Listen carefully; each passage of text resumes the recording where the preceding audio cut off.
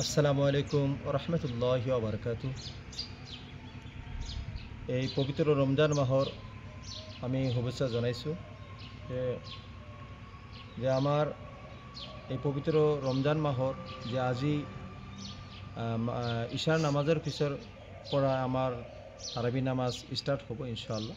আৰু সমগ্ৰ বিশ্ববাসীৰ কাৰণে পবিত্ৰ মাহৰ ৰমজান উপলক্ষে দোয়া কৰোঁ যে সমগ্ৰ বিশ্ববাসী আমি যে আমাৰ মুসিবত যিমান পেৰেচানি আছে এই ৰমজান মাহৰ বৰকতত সকলো ধৰণৰ মুসিবত পেৰেচানি সকলো দূৰ হৈ যাওক।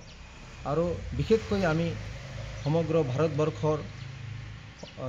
ভাৰতবৰ্ষৰ কাৰণে দোয়া কৰোঁ যে আমাৰ সকলো ধৰণৰ যি পেৰেচানি আছে মুসিবত আছে আমাৰ এই পবিত্ৰ মাহৰ ৰমজানৰ বৰকতত সকলো ধৰণৰ মুসিবত দূৰ হৈ যাওক আৰু আমি জাতি ধৰ্ম বৰ্ণ সকলো মিলিজুলি থাকিব পাৰোঁ।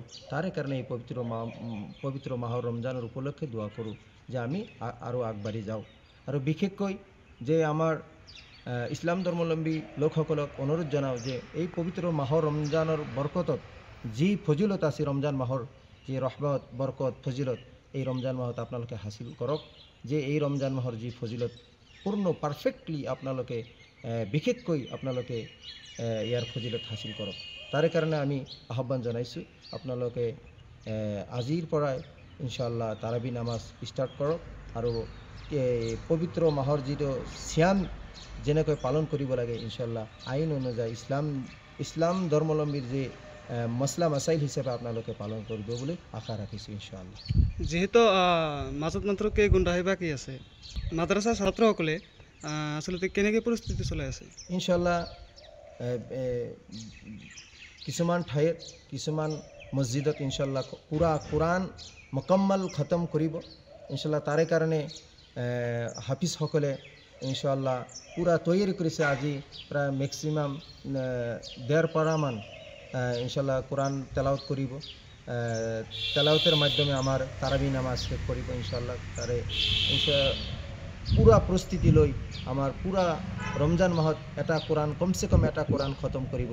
তারে তৈয়ারি গোটেইখিনি অলরেডি হয়ে গেছে ইনশাআল্লাহ। আপনালোকে দোয়া করিব যে প্রত্যেক মসজিদে মসজিদে আপনালোকে যে এই পবিত্র মাহ রমজানের ফজিলত হাসিল করার কারণে আপনালোকে বেশি বেশি তসবিহ তেলাওয়াত করক। আসসালামু আলাইকুম রহমতুল্লাহি বারাকাতু। আশা কৰোঁ সকলে ভালেই আছে।